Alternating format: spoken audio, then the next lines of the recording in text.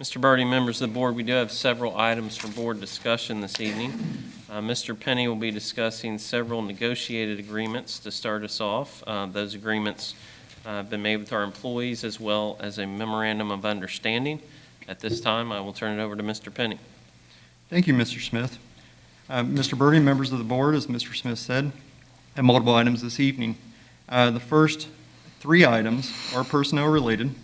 I'd like to begin with discussion regarding the proposed negotiated agreements that are on the board agenda for approval this evening.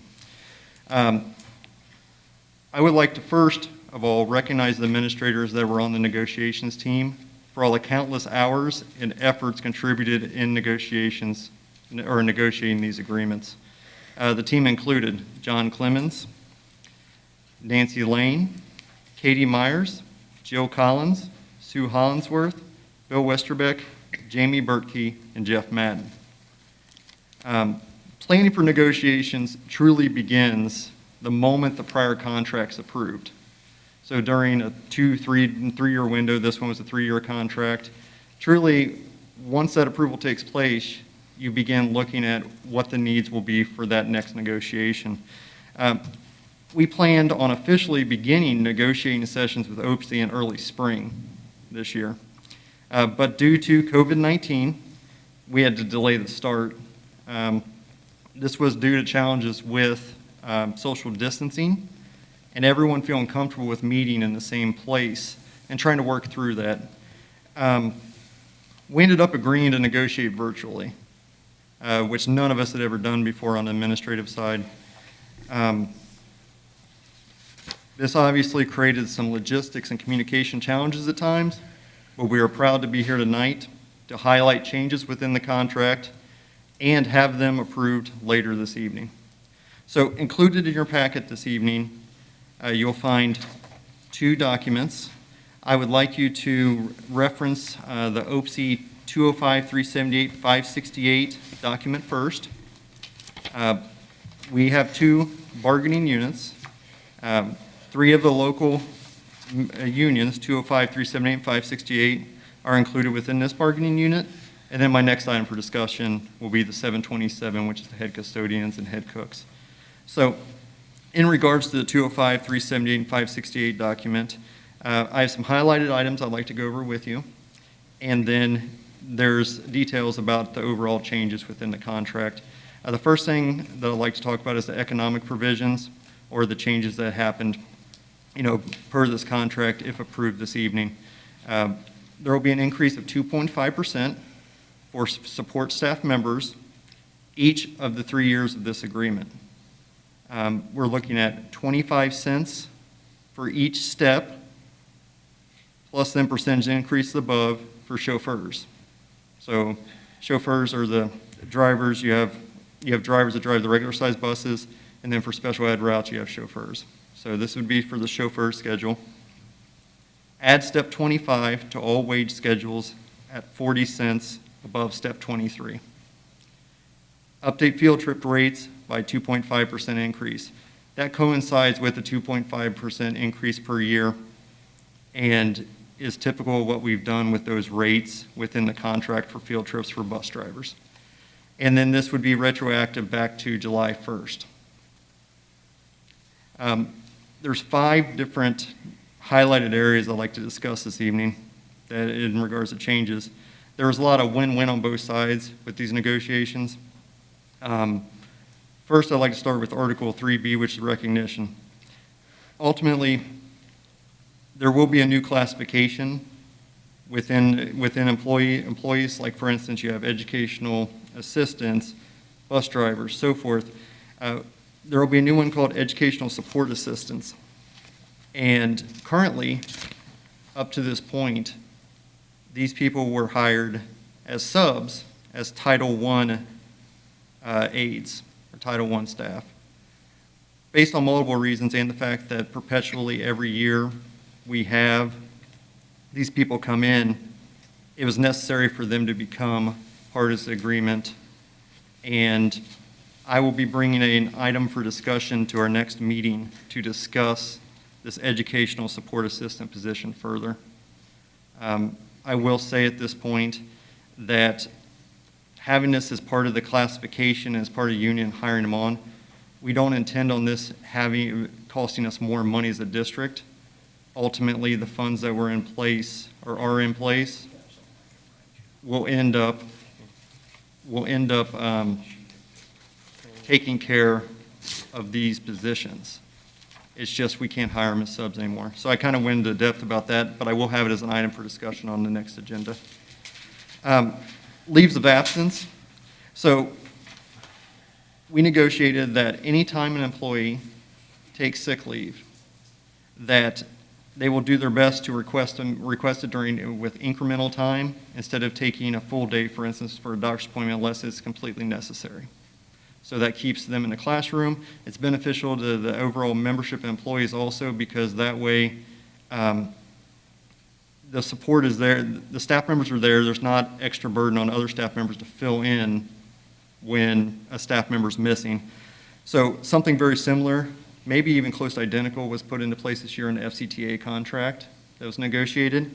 So we also have this added in to the OPSI contract, and this is in both of the contracts, this one as well as the 727. Highlighted item number 3 that I wanted to bring up was in regards to check off and organizational security. And what this equates to is if there's a union member that decides that they do not want to be in the union any longer, the way the prior contract was, we were supposed to honor the withdrawals of the dues and send them to OPSI. There were some issues with that based on some law changes, and we were able to get that negotiated out and changed so that way that following a pay period of employee withdrawal, we'll be able to stop those fees now based on the actual negotiated agreement itself. So that was a very positive thing for us. Number 4, calamity days. In the, I guess the current contract, now tonight with the approval of the new contract, this will change, but this past contract, there was no cap on the amount of calamity days that, how do I want to put this? Ultimately, if there was a calamity day and we need someone to come in, we would need to pay them double time. And there wasn't any type of cap or anything like that in place based on the contract. In the past, this was never a huge issue because we never experienced anything like this with a pandemic or anything like that. We were able to negotiate in with both groups that there would be a cap and limit of 8 consecutive days, and after the 8th consecutive day, that there would be no additional pay if we had someone come in to work during that type of situation. So that was a very positive thing for us. And the final, at least highlighted item that I wanted to discuss this evening was a win-win for both sides, no question. And what it is EAs would be able to have an in-service day before the first day with students. Our EAs are dedicated to the students and in their jobs. And arriving the first day of school with students, they said, hey, there's a lot of things we would like to be able to prep. We'd like to talk to the teachers and so forth. And they hadn't really had too much of an opportunity to do that in the past. So with this negotiation, we're able to allow this to happen, and it does not cost us another day of pay. We're going to exchange a day, at least that's our plan. Election day, typically we'd have EAs come in and different classified support staff come in to do training. We're going to go ahead and just shift that day on their calendar. So that's a definite win for everyone. At least for OPSI 205, 378, and 568, I'd like to open up to questions now. If there's any questions that I can answer, I would love to do so. Questions or comments for Mr. Penny? Oh, great work. Thank you. That's definitely a team effort. If it's okay, I'd like to move on to OPSI 727. So everyone we just talked about are support staff members, office staff, clerks, clerical, so forth. OPSI 727 is our head custodians and head cooks. So they're separated out of that agreement because they have to oversee employees that are in that other agreement. So if you transition over to the OPSI 727 sheet, you'll see 4 items under highlighted items. So economic provisions for this, they also received an increase of 2.5% for each of the 3 years of the agreement. This mirrors also what FCTA had, so across the board, we did something similar with OPSI. And then this will also be retroactive back to July 1st, 2020. In regards to highlighted items, the first one we believe is a huge win, which is the OPSI members or the head custodians, head cooks, wanted to be able to be reimbursed for professional development and training courses. We appreciate the fact that they want to invest in themselves and they want to do the best they can do here and grow within their position and contributing to the district. We did want to make sure, though, that this was approved and something that was going to be valuable for the actual district itself and within their job set.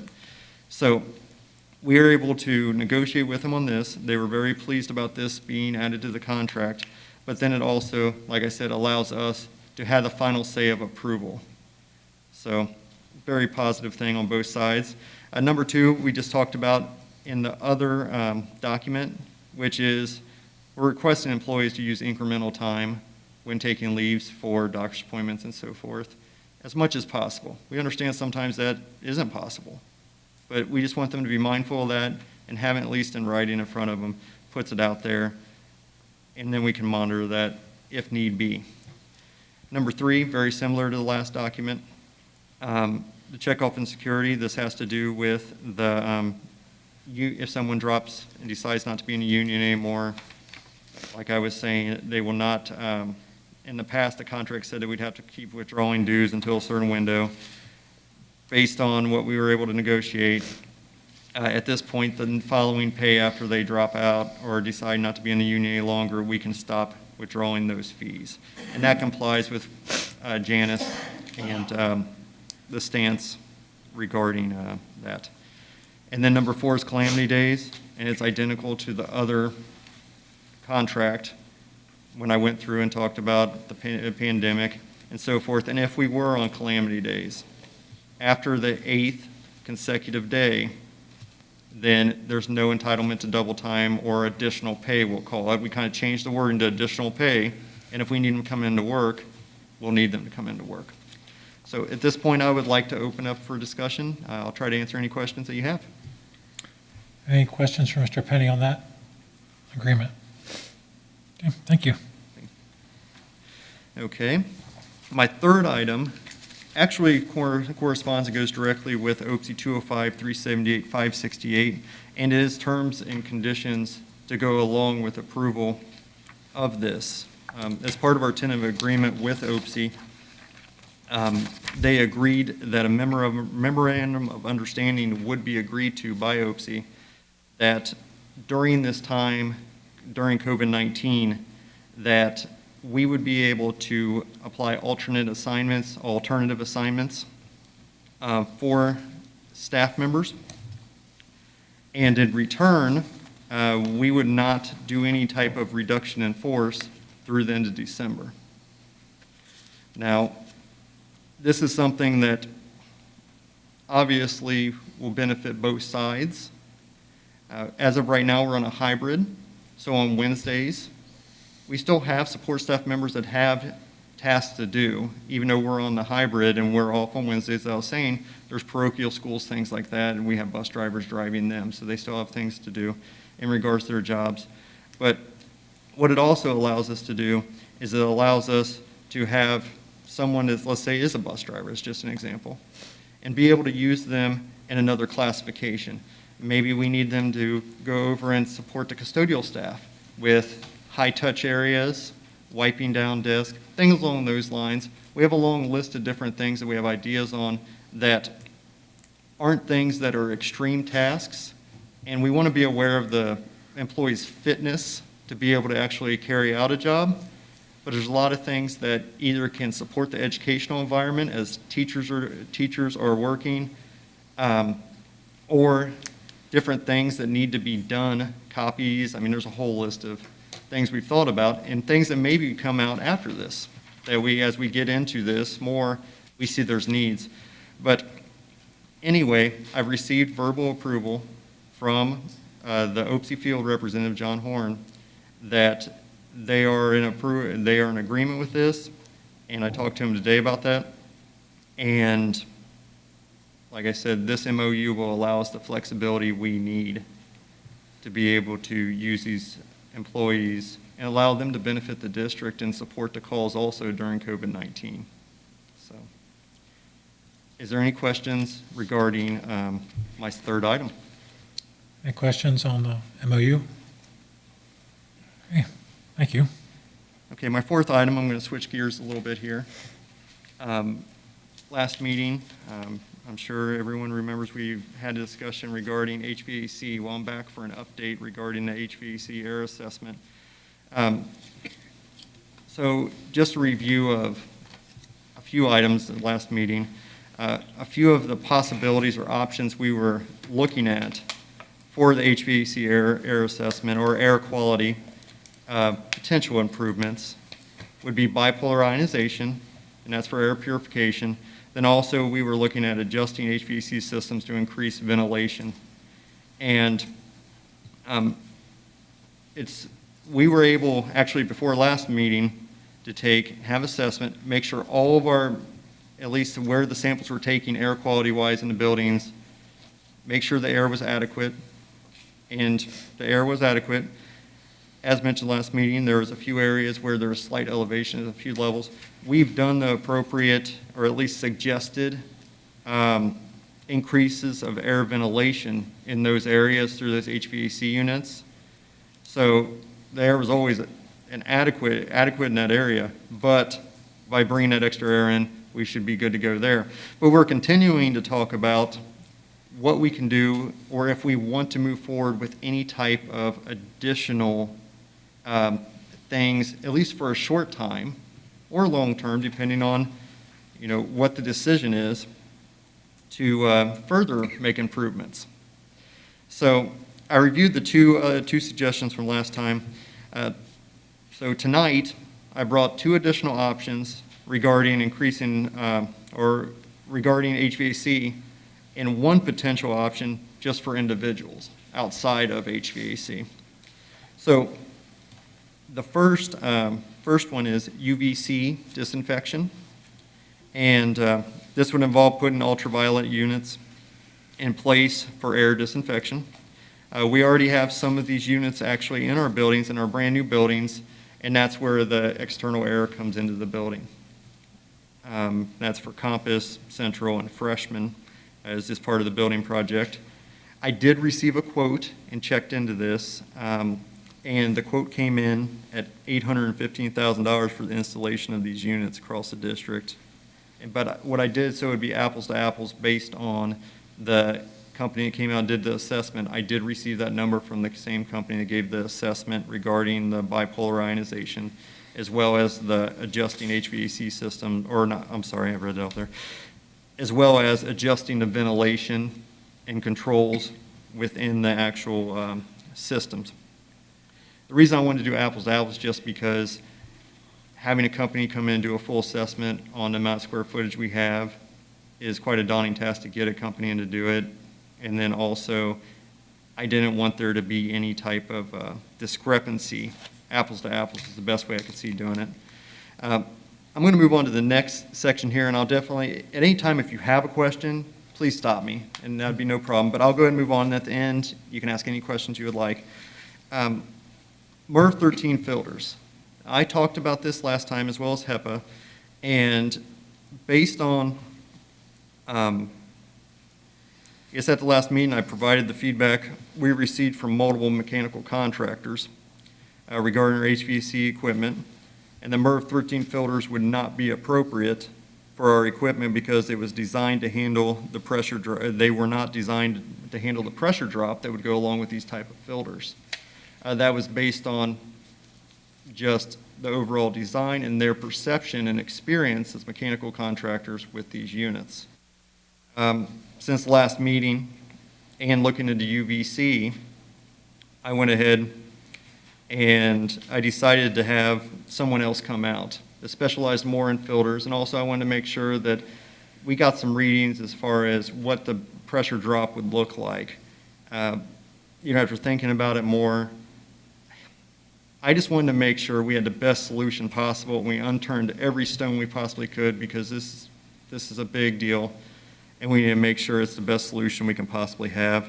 So it was found that for the majority of our units, after the pressure drop was checked, that they would be okay if we used a specific type of MERV 13 filter, which I was surprised based on what I heard from the other mechanical contractors. But at the same time, I was very pleased because now it becomes a viable option for us. That would not be a long-term option. It would be an option as long as we had those filters in, and then once the filters changed out, we could decide if we wanted to stay at that level, or depending on the environmental situation or how we felt, we could go ahead and phase back. So it would allow us flexibility on that. So the cost approximately to do this would be $30,000. So at this point, that's what we have on MERV 13 filters, and I'll try to answer any questions that you have after I get through my last part on this. So the final section that I'll be talking about is filters for masks themselves. So we have talked about having mask filters as a potential option upon request. So these are made of activated carbon and are said to filter out particulate matter 2.5 or PM 2.5. Some masks have a slot. For instance, this one doesn't. But I believe the masks that you're wearing up there that have the Fs on them, they actually have a little pocket. And that allows for the activated carbon packets, I don't know if anyone's ever seen them, to be able to be slid in there.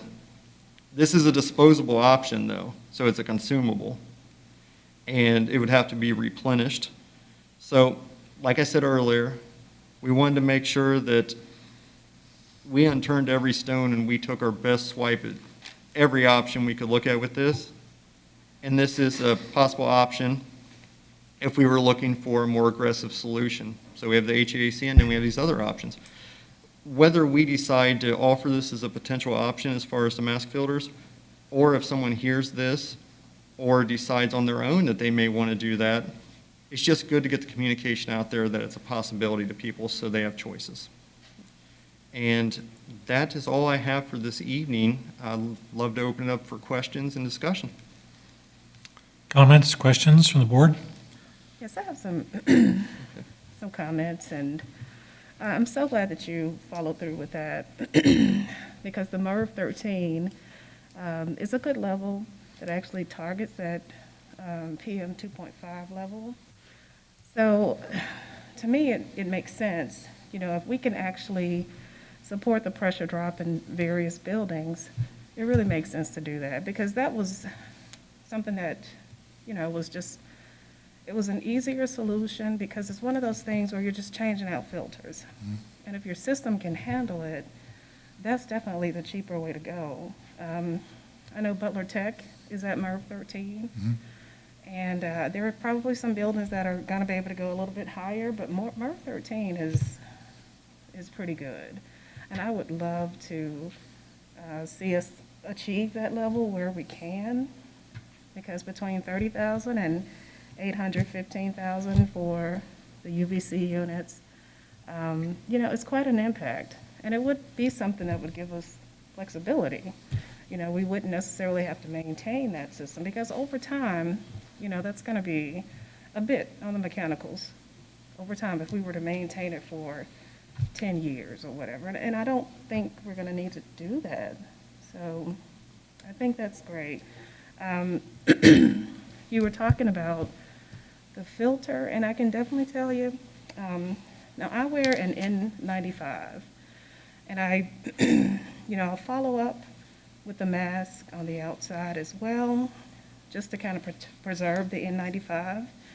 N95 mask, this is not a medical grade N95, however, it has that PM 2.5 filter material. So that basically is effective to like 95%. So 95% of particles that are around 0.3 microns, that's what it's filtering. So that's supposed to be pretty effective. So with the mask that we have here, there are a couple of things that are really good with the mask that you purchase that I really like. There's a wire piece here, and that wire piece gives you the ability to basically form that mask to your face. My concern with the filters alone is if you have a mask that does not seal well, because you've got to try and seal well. Air follows the path of least resistance. So if you have a lot of leakage here, having that filter right there is not going to be as effective because the air is going to follow the path of least resistance. It's going to flow everywhere around except through that filter, and you want it to flow through the filter. So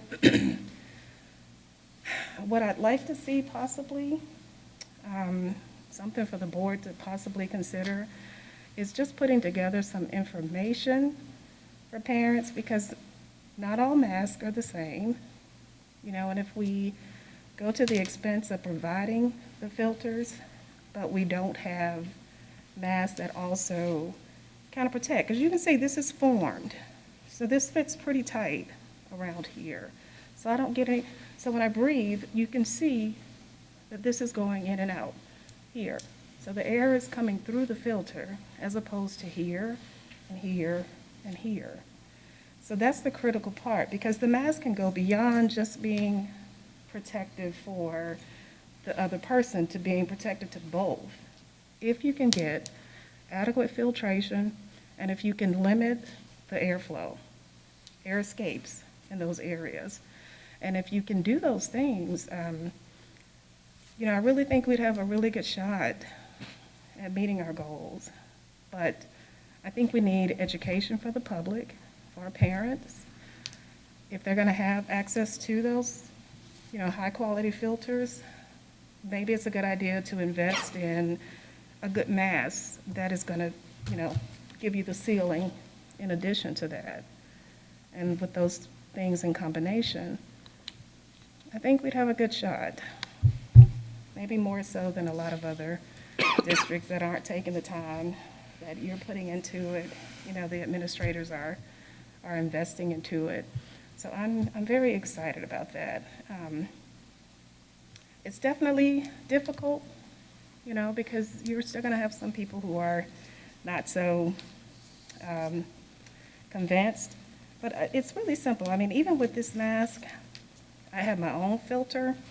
I don't recommend this, but this is filter material that I obtained myself. And it's just one extra layer of protection, especially for those who are high risk. So I just think getting information out to the parents so that we're educating people, giving them options, and protecting our schools with the best filters that we can get is a good thing to do. Because if you think about our schools versus the bus, the buses, we don't have all of these things, but we're on the buses a shorter amount of time. And the teacher's in a classroom all day. Students are passing in, through those classrooms, and in the building all day. So it does make sense to look into that. So that's my lecture. I'm going to get off my soapbox, but this is very important. And I just want the information to be out there for parents to take advantage of it if they can. I feel like I wouldn't be doing my job if I didn't share the stuff that I've learned and what I figured out. So, okay, enough lecture. Thank you, Mrs. Show Schwer. and tell Thank here. you. Well, you are a resident scientist, so. Any other questions, comments from the board? I had a question. The MERV 13 filters definitely seem like a more efficient option than the UVC disinfection. But the 30,000, well, first, how often do you have to change the filters? That's a great question. It's variable with the units. We have some bag filters that last more than a year. So there's certain, there's final filters, bag filters, there's all these, it's a commercial grade system. Anyway, there's certain filters that go a long time. okay, over a year. But a lot of the filters are 6-month rotation filters. I don't have the exact percentage breakdown on what those would be on the 30,000 here. I will say the MERV 13 compared to what we currently put in typically, which is like MERV 8 or so, it depends on application, I found. We have a lot of MERV 8, it's what we standardize on. There's some that maybe are a tad higher as I've really dug in and tried to become the best HVAC expert I can try to be. But anyway, the cost difference is about a half. So for instance, and that's an approximation, but we're looking at probably about 15,000 for a regular. And I didn't go and look at our actual accounting system or anything like that. It's just talking through and looking to see what our past quotations have been on those filters. And the 30,000, that covers the first set of filters? Okay. Mhm. I just want to make sure it wasn't like at home where every month we were going to have to change these filters out and have to pay $30,000 for it, so. Okay, thank you No, very it'd be much. 6 months to a year. Any more questions, Mrs. Gunner? Nope, thank you. Anybody else? Yeah, Mr. Penny, thank you for your efforts. I think like so many things that revolve around COVID, there's just so many uncertainties. And for me, that makes it impossible to support the bipolar ionization for 600+ thousand or the UVC for 850,000. But I think I can support the MERV 13 filters, certainly based on Mrs. Shorter's recommendations and Mrs. Gundram's questions. So I appreciate your efforts to follow up on that. And it turns out that that's a viable option for us. That's tremendous. Thank you. You're welcome. So Neil, anything? No, nothing to add. I mean, to me, it sounds like it's just an additional $15,000 investment, so to speak, every time you have to change them, because we're already going to be spending $15,000 on the MERV 8s. So I think that's a great option. And also, it's less maintenance for the students. They don't have to worry about, to me, changing their filters in their mask and the parents getting the right mask to them. It's lower maintenance. And maybe the kids that are high risk, those parents will take it upon themselves to make sure those students have proper face coverings and the right filters and what have you. It's my opinion. Yeah, totally agree. Mr. Smith, you have comments or questions or? No, I don't think so. Just want to thank Mr. Penny for taking the time to do some additional research, and actually, Mr. McKinney is the one that suggested the filters for the masks at the conclusion of our last meeting. So just another example of us being open-minded and willing to do research and to see what works best for us. So, I just want to thank Mr. Penny, and it sounds like we have an idea of the direction that the board would like for us to go in this particular area. Yeah, I think so. One Great. last thing. I'll say one last thing I'd like to say is where we cannot put MERV 13s into this point, and there's not a boatload of places based on the mating of these filters and the HVAC equipment, we'll try to get the highest MERV level possible. Okay. And we'll monitor the equipment and we'll see if it tests out the way it should. Okay. Thank you. Thank you. Next item? Yes, up next, we have Mr. Martin discussing some of our board policy updates. So at this time, I'll turn it over to Mr. Martin. Thank you, Mr. Smith, Mr. Birding, and members of the board. I have 11 policies to talk to you all about this evening. So sit back and relax. This may take some time. I'm just joking. Actually, I think they'll be fairly quick. I want to talk about letter C, policy JED first. JED is our student absences and excuses policy. And because of COVID-19, we have to change our attendance policies because there are new considerations we haven't had before. So we have to develop appropriate procedures. It's difficult to take attendance when students are working virtually or remotely at home. And so we had to come up with some additional procedures. This new policy, the change to it says that we will come up with those policies to make sure our students are in attendance and that we're able to track them.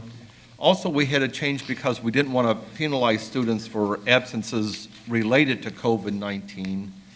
And so this policy removes the limit of excuses for students who have COVID-19 and may have complications because of that. We also had to include some additional reasons for absences. If we're taking attendance by students logging into their computers, for instance, what if someone's internet was down that day and it was through no fault of theirs? They may not be able to log in. Should they be penalized in attendance because of that? So we've added some additional reasons that students could be excused. We've also updated a legal and a cross-reference on the policy, but that's pretty much the changes for policy JED. Any questions about that one? Thank you. Okay, I'm not going to explore the other 10 one by one because all the changes are very, very similar. Last month, we worked on updating our policies regarding sexual harassment and Title IX. And as a result of having those policies updated, it intersected with 10 other of our policies, and we had to add some additional language. The additional language that we added is pretty similar in almost every policy. It varies slightly from policy to policy, but basically we're just adding some very similar words, such as when the behavior is sexual harassment, the Title IX sexual harassment grievance process will be followed, if applicable, prior to imposing any discipline that cannot be imposed without resolution of the Title IX process. So in the past, when we had issues that related with sexual harassment, we would wrap those up pretty quickly, and sometimes discipline may be administered even before all that was wrapped up. Now you cannot impose any discipline until this 30 to 60-day process is completed. So we had to go into some of our policies that dealt with suspension or termination or exclusion, hazing and bullying, student discipline, student suspension, emergency removal, expulsion, or public complaints about district personnel, and put that wording into each of those policies. Any questions about those 10? So, yeah, I just have a question. It's any discipline whatsoever cannot be, Right, you cannot give any discipline related to sexual harassment until the entire Title IX policy has been implemented. And like I said, it's a 30 to 60-day process. So that doesn't mean that if someone is in danger of hurting someone, you can do an emergency removal. okay, But that's not seen as discipline. That Okay. is actually just a step that you have to take to maintain safety. That's not the final punishment. That is a temporary thing Okay. until you follow the entire process. great, that was my concern. Okay. Right, thank you. I had one, Mr. Martin. Under the permanent exclusion form, Yes. number 2,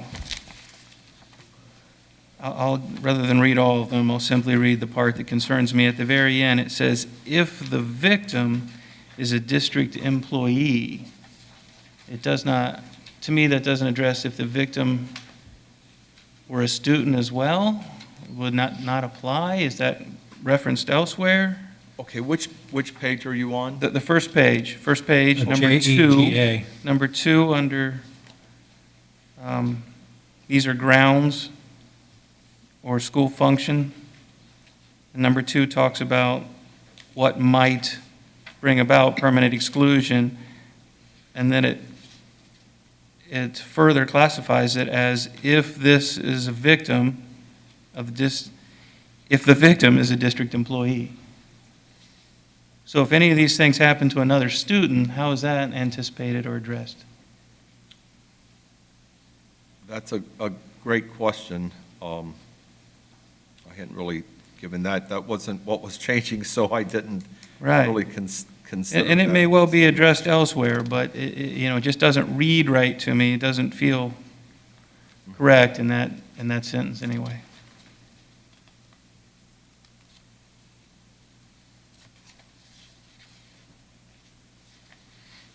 I'm not sure. I can check and try to get the answer for you. I really don't know the reason why they have just a district employee there.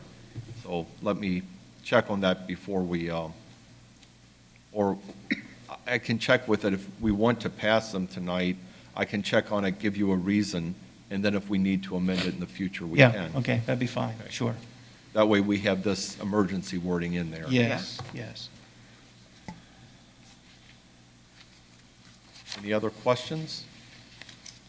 That's a good question. Thank you. Nice catch. Yes. All right. Any other questions for Mr. Martin before we move forward? Okay, thank you. All right, our next item for board discussion is coronavirus relief fund update. If you recall, recently at one of our board meetings, someone had inquired about those relief funds and how they were being used. So thankful that Mrs. Lane is able to provide us with an update this evening. Thank you. These monies were awarded to the state of Ohio from, as a federal financial assistance from the U.S. Treasury. So, as you recall, we received some CARES Act funds earlier this year. This is like a second, I consider it the second pot of money that we received. And these actually were just approved yesterday by the Ohio Department of Education. We had to turn in our budget to show them exactly how we wanted to use the funds and received approval yesterday. So the permissible use of these funds include expenditures necessary to take direct action in response to the COVID-19 public health emergency. So they are limited as to how you can spend them, and the expenditures have to be incurred between March 1st of 2020 through December 30th of 2020. So we looked at items that were necessary for us to purchase due to the COVID-19 pandemic, and our allotment is around $511,000. The majority of that, approximately $445,000, will be used for our virtual learning licenses for our students. Around $32,000 we are using to purchase webcams for desktop computers for teachers to use to allow them remote access with their students. And then anything that's left over after those expenditures will be used for laptop cases to help protect our investment in those. And that unfortunately eats up the whole $511,000. So these expenditures are actually in the process of being made now, so they will be taken care of and spent before the December 30th deadline. So we unfortunately will have that money and spend it quickly. So that concludes my update tonight. Any questions for Mrs. Lane? I have a question, and you may not know the answer to this, but just as a general comparison, the amount of money that we're receiving for the relief fund, how does that compare to the PPE funds or PPP funds that were provided to some private institutions who qualified for it? We didn't receive those funds, of course, being a public school. How does that difference look? I mean, are we right where we should be if we were, on the same level playing field? Because I've heard that some of the private institutions got quite a bit in PPP funds, enough to outfit their rooms appropriately in their buildings and expand. Do you have any idea? I don't. Just locally? Sorry. We could, one of the acceptable expenditures for this is, and I want to make sure I'm here, PPE, It's a PPP, it was the, Paycheck Protection Program? yes, private schools were Okay, eligible for sorry, that. then I'm looking at the wrong thing. I'm thinking of PPP. mask and sanitation things. PPE. Yeah, PPE, thank you, PPP. Mr. Bradley. But you said PPP, I'm sorry, I do not know how we compare to them. Okay. The schools just needed say- to use it on instruction on payroll, right? They couldn't use it on other things. Is that not? My understanding from the article that I read, I don't know if it was in the Inquirer, but they were actually using those funds early on to do some outfitting of their rooms in order to get ready. It was a district specifically here in Ohio they Interesting. talked about. Okay. They did reference PPP funds specifically. All right. Any other questions for Mrs. Lane? Okay, thank you.